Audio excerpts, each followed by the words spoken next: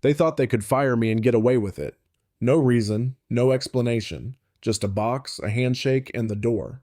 But what they didn't know was that the moment they pushed me out, I was already preparing to push back, inside a courtroom. Tell me, friends, have you ever been let go from a job unfairly? Maybe pushed out without explanation, or blamed for something you didn't do? Share your story in the comments, I'd love to hear it. Today's video is about how I was fired without cause, and how I fought back step by step until justice was finally mine. Stay tuned, hit subscribe, and let's get into it. I had been with the company for 18 years. That's nearly 2 decades of mornings before sunrise, late nights after everyone else had gone home, birthdays missed, and weekends sacrificed. I wasn't perfect, but I was loyal. I believed in the work, and I believed that loyalty would be returned. But one Tuesday morning, my manager called me into his office. His face was flat, rehearsed. "We've decided to let you go," he said. No warning, no explanation. Just like that, 18 years erased in a single sentence. I sat there stunned. "Can I ask why?" I managed to say, my voice catching. He shifted uncomfortably in his chair. "It's just not a good fit anymore." That was all. No specifics, no record of complaints, just a cold, hollow excuse. I packed up my desk in a daze. Coworkers avoided my eyes, whispering in corners. 1 or 2 dared to pat me on the shoulder, but no one spoke up. I walked out with a cardboard box in my arms, past the building I had given half my life to. At home, my wife looked at me as I set the box down. "What happened?" she asked, her eyes wide with worry. "They fired me," I whispered. The words felt foreign, heavy. She shook her head in disbelief. "Without cause? After everything?" That night I couldn't sleep. I replayed every meeting, every project, every mistake I could think of. Nothing justified this. The more I thought, the angrier I became. Because this wasn't just a job. It was my livelihood, my family's security, my dignity. The next morning, I reached out to HR demanding an explanation. They gave me the same line: "It's not a good fit." No paperwork, no formal warning, nothing to justify what they had done. It was then, sitting in my quiet kitchen, coffee going cold in my hands, that a thought crossed my mind. They think I'll just disappear. They think I'll go quietly. But I wasn't going quietly. I started making calls. A friend connected me with an employment attorney. We met in a small office downtown, the kind with stacks of papers and law books piled high on every surface. I told him my story. He leaned back, hands folded, and said 6 words that lit a fire in me. "They can't get away with this." For the first time in days, I felt hope. The lawyer explained that what the company had done wasn't just unfair. It might be illegal. Wrongful termination, especially after years of spotless service, could be fought. But it would be a battle. They had resources, money, lawyers of their own. It wouldn't be easy. Still, I looked him in the eye and said, "Then let's fight." The first thing my lawyer asked for was documentation. "Anything you can gather, emails, performance reviews, commendations, even thank you notes from clients, bring it to me," he said. So I dug in. I spent hours going through old folders, scrolling through my inbox, pulling out every shred of proof that I wasn't just a decent employee, I was one of their best. There were annual reviews marked "exceeds expectations," certificates for years of service, notes from managers thanking me for saving projects at the last minute. Even holiday cards signed by the leadership team, praising my dedication. I stacked it all on the lawyer's desk until it looked like a mountain of loyalty. "Good," he said, flipping through the papers. "This is strong. They'll try to paint you as a problem employee, but this," he tapped the stack, "this tells a different story." While I gathered proof, the silence from my former coworkers was deafening. People I'd eaten lunch with, laughed with, trained over the years, suddenly they vanished. No calls, no emails, just silence. Fear has a way of keeping people quiet. One evening, I bumped into Daniel, a younger colleague, at the grocery store. He froze when he saw me, then muttered, "I'm sorry, I can't get involved," before hurrying away. That hurt more than I expected. Not his silence, but the reminder that the company's shadow stretched far. Meanwhile, the company made its first move. A thick envelope arrived in the mail, an official response to my lawyer's initial letter. They denied everything, claimed they had ample cause for dismissal, though they didn't specify what that cause was. My stomach churned as I read the words. "They're bluffing," my lawyer said calmly when I called. "If they had real cause, they'd have documented it. This is smoke, nothing more." Still, doubt crept in at night. What if the court didn't believe me? What if the company twisted things, convinced a judge that I was the problem? I would lie awake staring at the ceiling, the weight pressing on my chest. But every time the fear grew too strong, I thought about that day in the manager's office, the cold way he'd said, "It's not a good fit." I thought about walking out with that box in my arms, dignity crumbling. And the anger returned, hot and steady. So we pushed forward. My lawyer filed the suit. Wrongful termination. 18 years of service dismissed without warning or cause. That's when things got ugly. Former colleagues started receiving calls from HR asking them to remember that I had been difficult, resistant to change. Lies, pure and simple.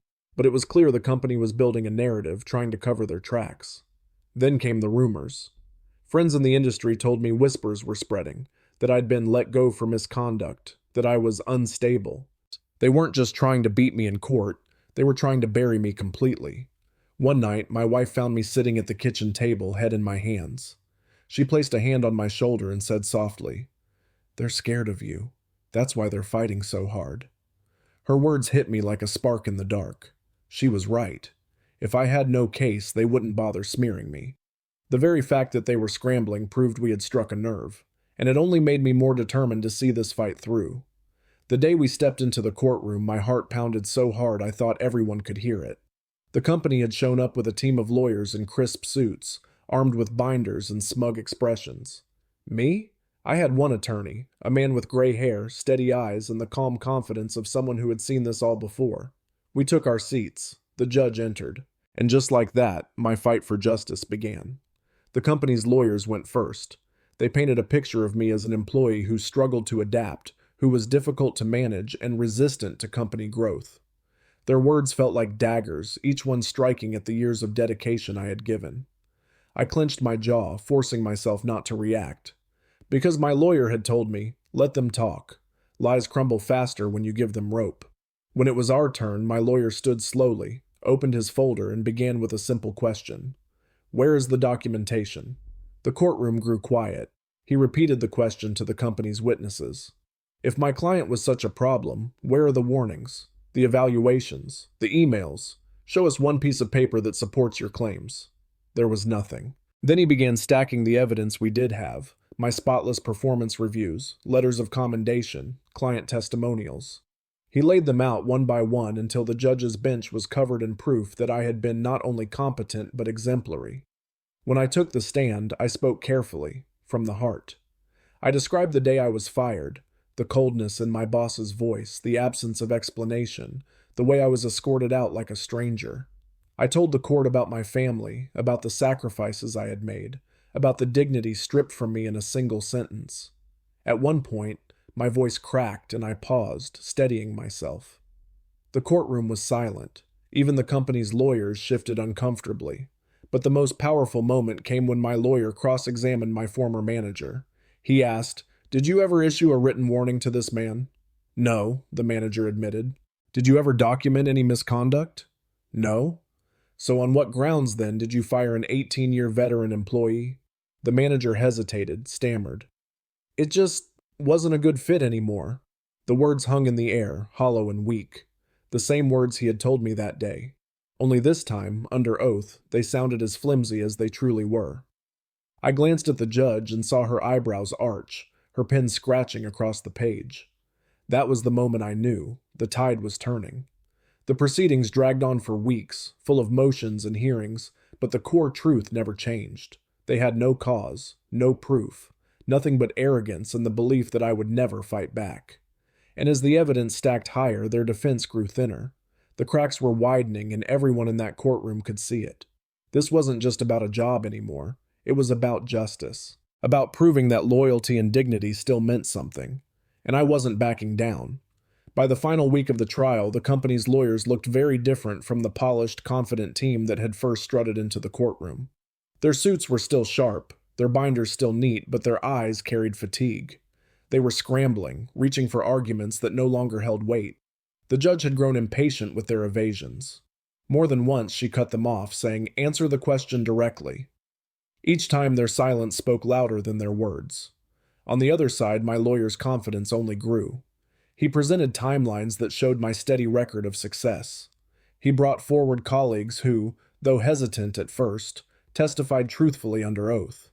He was reliable, dependable. If anyone was the backbone of our department, it was him, one said. Hearing those words, I felt a lump rise in my throat. For so long, I'd carried the pain of silence. Now, finally, truth was breaking through. But the most damning moment came when an internal email surfaced. One the company had failed to disclose but had been recovered during discovery. In it, an executive complained that I was too expensive, that my salary after 18 years was a burden. The email went on to suggest that replacing me with cheaper talent would be strategically beneficial. When that email was read aloud in court, the room shifted. Gasps, murmurs. My wife squeezed my hand tightly. The company's lawyers tried to spin it, claiming it was taken out of context. But the damage was done. It was clear. I wasn't fired for cause. I was fired for cost. And firing a long-term employee under false pretenses? That was not just unfair, it was illegal. During closing arguments, my lawyer stood tall, his voice steady and sure. He spoke not of legal jargon, but of humanity. This man gave 18 years of his life to this company. He sacrificed time with his family, gave his loyalty without question, and in return, they discarded him like scrap, without reason, without dignity. Ladies and gentlemen, this is not how justice works. This is not how loyalty is repaid. Today you have the power to make it right. I will never forget sitting there, tears stinging my eyes as he spoke those words. For the first time in months, I didn't feel powerless. I felt seen. The company's closing argument sounded hollow in comparison. They leaned on phrases like at-will employment and management discretion, but everyone in that courtroom knew the truth now. Their reasoning had unraveled, their excuses exposed. The judge announced that the verdict would be delivered the following week. As I walked out of the courthouse, the sky above felt wider, brighter. For the first time since that awful morning when I'd been told, it's not a good fit, I felt that justice was within reach. It wasn't about revenge anymore. It was about dignity. About showing my children, my wife, myself, that when you're wronged, you don't just bow your head and accept it. You stand tall. You fight. And I was ready for the final word. The morning of the verdict, my hands trembled as I buttoned my shirt. My wife touched my arm and whispered, "No matter what happens today, you already won by standing up for yourself." Her words steadied me, but the weight of the moment still pressed heavy on my chest. The courtroom was quieter than I'd ever heard it. No long speeches, no back and forth. Just the judge with papers before her, ready to deliver the decision. She cleared her throat, eyes scanning the room. After reviewing all evidence, testimony, and documentation, this court finds that the plaintiff was wrongfully terminated. The words hit me like a wave. Wrongfully terminated. My breath caught in my throat. For months I had doubted myself, wondered if anyone would believe me. And now here it was. Justice, in black and white. The judge continued, outlining the ruling. Compensation for lost wages, damages for emotional distress, and a directive that the company cover all legal fees.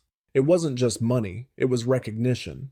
A validation that what they had done to me was not only unfair, it was unlawful. Across the aisle, the company's lawyers shifted uncomfortably. My former manager kept his head down, face flushed.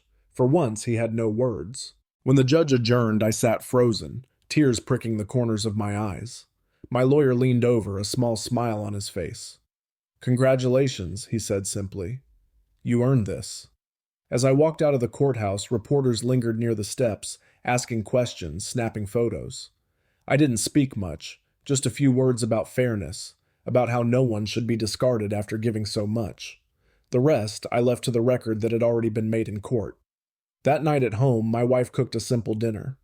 We sat at the table, just the two of us, the way we had on the night I came home with that cardboard box. Only this time there was no despair, only relief, only peace. I thought about the co-workers who had stayed silent, too afraid to speak up. I thought about the whispers, the rumors, the long nights of doubt. And I realized something. I hadn't just won for myself. I had won for anyone who had ever been wronged and told to just accept it. The victory didn't erase the pain. It didn't give me back the months of sleepless nights or the dignity stripped away in that manager's office. But it gave me something more important, closure, proof that the truth still mattered. A week later, I received a letter from a former colleague.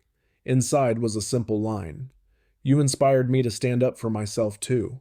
I sat back holding that letter and felt the weight of it. Because in the end, this fight wasn't just about a paycheck or a position. It was about dignity, about showing that even when the odds are stacked, even when silence surrounds you, it's worth standing tall. And as I tucked the letter away, I knew. Sometimes the greatest revenge isn't about making others fall. It's about rising, proving them wrong, and walking away with your head held high. And that, friends, is how I fought back. They thought they could erase nearly 2 decades of loyalty with one careless sentence. They thought I would go quietly, disappear, and accept their lies.